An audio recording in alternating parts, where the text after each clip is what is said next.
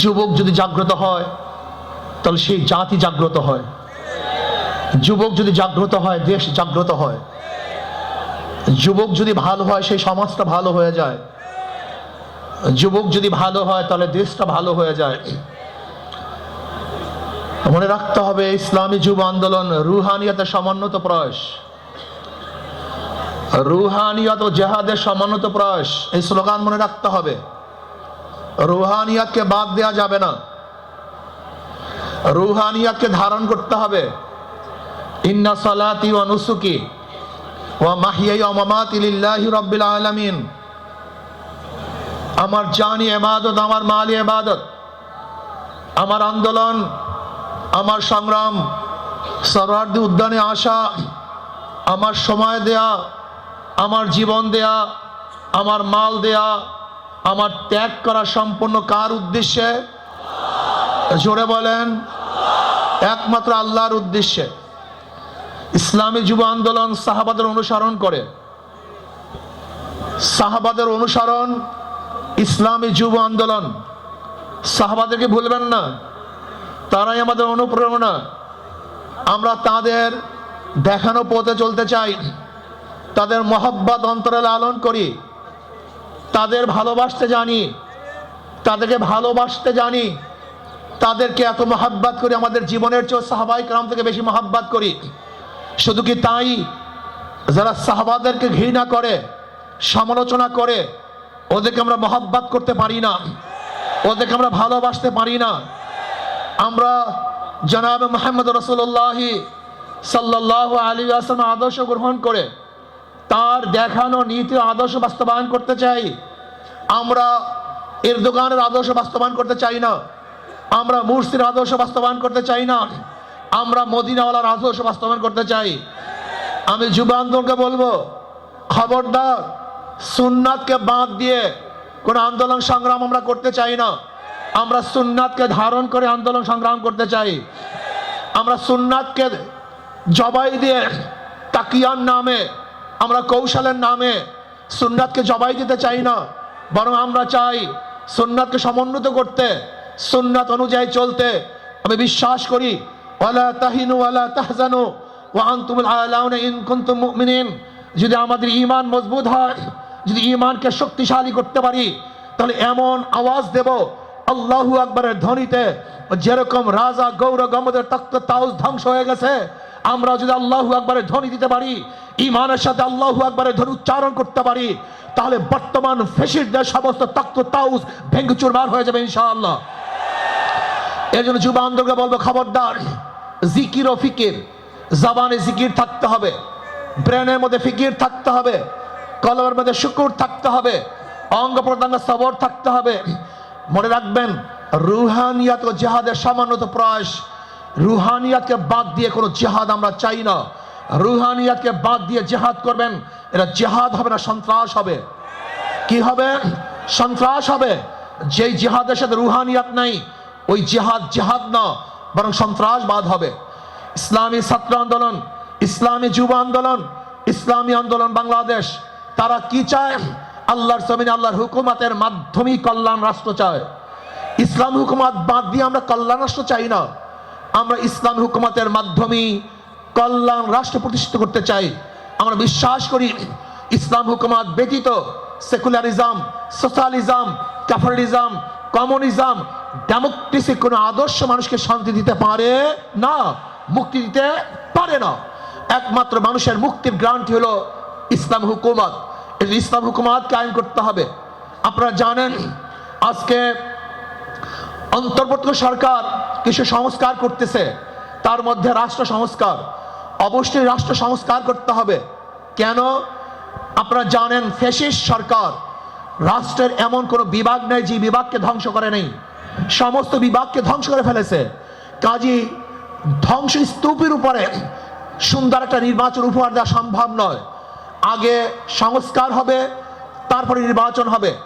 রাষ্ট্র সংস্কারের মধ্যে আমি বিচার বিভাগের স্বাধীনতা চাই, বিচার বিভাগের পূর্ণ স্বাধীনতা চাই। আজকে আমরা কি দেখেছি?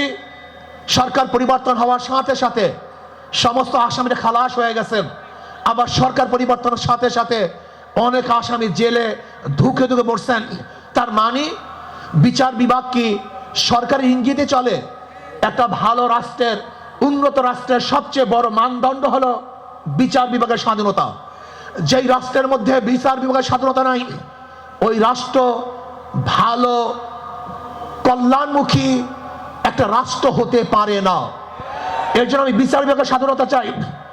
এমন স্বাধীনতা চাই, বিচারকরা আইন অনুযায়ী বিচার করবে, কারোর ইঙ্গিতে বিচার করবে না, কারোর দিকে দৃষ্টি করে বিচার করবে না, বরং আইনে যা আছে সেই অনুযায়ী সে রায় প্রদান করবে। এমন স্বাধীনতা বিচার বিভাগকে থাকতেই হবে। এমনকি ওই চেন্নাইকে, চিটাগংয়ের চেন্নাইকে, সেও যদি বিচারের আওতাধীন, সেও যদি আইনের আওতায় খালাস পায়, আমার কোনো আপত্তি নেই। কিন্তু আমিও যদি বিচারের আইনের মাধ্যমে জেলে থাকি, তাহলে আমার আপত্তি নেই। বিচার বিভাগকে স্বাধীন দিতে হবে, কারোর ইঙ্গিতে বিচার বিভাগ চলতে পারে না। যদি বিচার বিভাগের স্বাধীনতা না থাকে, মান হাফেরা হুফেরা, তুমি যেই গর্ত খুঁজবা সেই গর্তের মধ্যে একদিন তুমিই পড়বা।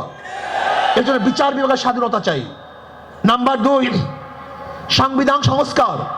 আজকে দেখেছি সেখানে প্রায় 505টা আসন রাখা হয়েছে। আসন কম হোক বেশি হোক, কিন্তু সব জায়গায় নির্বাচনের ভিত্তিতে সংসদ সদস্য হতে হবে। মহিলাদের জন্য সংরক্ষিত আসন 100, এটা আমরা মানি না। যদি সংরক্ষিত আসন মহিলাদের জন্য রাখা হয়, এটা মহিলাদের সাথে বৈষম্য করা হয়, তাদেরকে দুর্বল ভাবা হয়। আমরা তো কোঠার বিরুদ্ধে আন্দোলন করেছিলাম। যদি আবার মহিলাদের জন্য কোঠা রাখা হয়, তাহলে আমরা আন্দোলন সাকসেস হই নাই। আমরা বলবো মহিলারা সরাসরি নির্বাচন করবে, নির্দিষ্ট কোনো কোঠা আমরা চাই না। কোনো মহিলাদের জন্য নির্দিষ্ট কোঠা থাকবে না, তারা নির্বাচন সরাসরি করবে। কাজী আমি অন্তর্বর্তী সরকারকে বলবো, মহিলাদের জন্য কোনো নির্দিষ্ট আসন ইসলামী আন্দোলন বাংলাদেশ, এটা আমরা মানতে পারি না, এইটা আমরা চাই না। আমরা চাই দ্বিকক্ষ বিশিষ্ট হোক, এককক্ষ বিশিষ্ট হোক, পিয়ার সিস্টেমে নির্বাচন হবে, সংখ্যানুপাতিক হারে নির্বাচন হবে। যদি সংখ্যানুপাতিক হারে নির্বাচন না হয়, পিয়ার সিস্টেমে নির্বাচন না হয়, তাহলে আবারও কালো টাকা সরাসরি হবে, পেশি শক্তি ব্যবহার করা হবে, মানুষের ভোট অধিকার প্রয়োগ করতে পারবে না, আমাদের আন্দোলন ব্যর্থ হবে। আজকে জুলাই বিপ্লবে ইসলামী আন্দোলন কি ভূমিকা ছিল আপনারা জানেন। 5ই জুলাই বরিশাল আমরা ঘোষণা দিয়েছিলাম যে ছাত্রদের বৈষম্য বিরোধী আন্দোলনের সাথে আমরা সম্পৃক্ত। শুধু কি তাই, সেখান থেকে শুরু করে এমন কোন আন্দোলন নেই, সংগ্রাম নাই যেখানে আমরা মাঠে ছিলাম না। আমরা জীবনের মায়া ত্যাগ করে রাস্তায় ঝাঁপিয়ে পড়েছিলাম। আমি বিশ্বাস করি ইসলামী আন্দোলন বাংলাদেশ যেইভাবে দলীয় ব্যানারে বৈষম্য বিরোধী আন্দোলন অংশগ্রহণ করেছে, বাংলাদেশের অন্য কোনো সংগঠন দলীয় ব্যানারে এই আন্দোলনে সম্পৃক্ত ছিল না। শুধু কি তাই, ইসলামী আন্দোলন বাংলাদেশের যারা শীর্ষস্থানীয় লিডার নেতা, তারাই মাঠে ছিল। কিন্তু যারা বৈষম্য বিরোধী আন্দোলনের বিরোধিতা করেছে, বলেছে যে এই সংগ্রামের সাথে আন্দোলনের সাথে আমরা সম্পৃক্ত নাই, তারা যদি আজকে নতুন ভাবে ক্ষমতা যাওয়ার স্বপ্ন দেখে, এদেশের জনগণ সেই স্বপ্ন পূরণ হতে দেবে না। সংস্কারের বিরুদ্ধে সংস্কারের পরেই নির্বাচন হবে। আজকে সংস্কার করতে যারা বাধা সৃষ্টি করেছেন, আমি বলবো দীর্ঘ 16 বছর কোথায় ছিলেন? রাগ ডাক ছেড়েই বলবো, বিএনপি আপনারা কোথায় ছিলেন? প্রতিবার ঈদের কথা বলেছেন, ঈদের পরে আমরা আন্দোলন করব, ঈদের পরে সংগ্রাম করব, ঈদের পরে সেইটা করব। হাজার ঈদ চলে গেছে, আপনারা আন্দোলন করতে পারেন নাই। কিন্তু ছাত্র জনতা আজকে আন্দোলনের ভিত্তিতে যে অর্জন করেছে, সেই অর্জনকে ধ্বংস করার চক্রান্ত করতেছেন।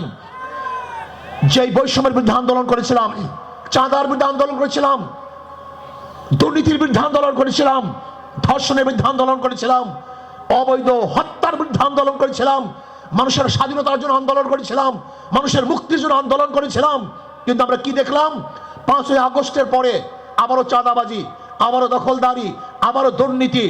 না, বাংলাদেশের মানুষ এই চাঁদাবাজি আর দেখতে চায় না, দুর্নীতি আর দেখতে চায় না।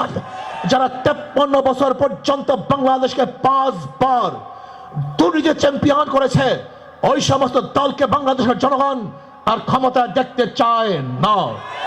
বাংলাদেশের জনগণ কি ক্ষমতা দেখতে চায়? ইসলামকে ক্ষমতা দেখতে চায়, বাংলাদেশের জনগণ ইসলামী আদর্শের মানুষকে ক্ষমতায় দেখতে চায়। যারা খাঁটি ইসলাম, মদিনার ইসলাম নিয়ে সামনে অগ্রসর হবে, বাংলাদেশের মানুষ তাদেরকে গ্রহণ করবে। মদিনার ইসলামের বাহিরে কোন নব ইসলামকে বাংলাদেশের মানুষ গ্রহণ করবে না ইনশাআল্লাহ। প্রিয় ভাইরা আমার, আসুন ইসলাম হুকুমাতের জন্য আমাদের সাধনা করতে হবে, চেষ্টা করতে হবে। আমাদের আন্দোলন এখনো সমাপ্ত হয় নাই, আমাদের সংগ্রাম এখন শেষ হয় নাই, আমাদের যুদ্ধ এখনো শেষ হয় নাই। ফ্যাসিবাদের বিরুদ্ধে আন্দোলন করেছিলাম, এখন চাঁদাবাজের বিরুদ্ধে আন্দোলন করতে হবে, দখলদারের বিরুদ্ধে আন্দোলন করতে হবে, যারা দুর্নীতিবাজ তাদের বিরুদ্ধে আন্দোলন করতে হবে, যারা ডাকাত তাদের বিরুদ্ধে আন্দোলন করতে হবে, যারা দেশকে ধ্বংস করার চক্রান্ত করতেছে তাদের বিরুদ্ধেও আরেকবার আন্দোলন করতে হবে। আজকে ভারত আমাদের দেশকে দখল করার চক্রান্ত করতেছে। আমি ভারতকে বলবো, আপনি